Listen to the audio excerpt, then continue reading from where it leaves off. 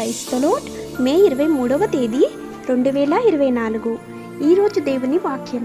హృదయ శుద్ధిని ప్రేమించుచు దయగల మాటలు పలుకువానికి రాజు స్నేహితుడగును. సామెతల గ్రంథం 22వ అధ్యాయం 11వ వచనం. బహుశా చాలామంది జీవితాల్లో అత్యంత ప్రాముఖ్యమైన విషయాల్లో ఒకటి దేవునితో మనకున్న సంబంధం, ఇతరులతో మనకున్న సంబంధం.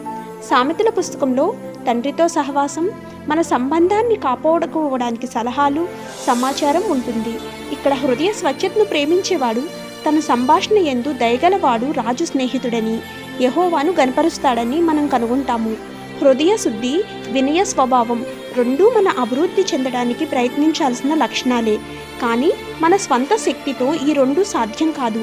స్వచ్ఛత మరియు కృప మాత్రమే అంతర్గతంగా ఉన్న పరిశుద్ధాత్మ శక్తి ద్వారా వస్తుందని, కానీ ఆయనలో మనకి జీవితం మరియు స్వచ్ఛత, మంచితనం, దయ కోసం కావలసినవన్నీ ఉన్నాయి.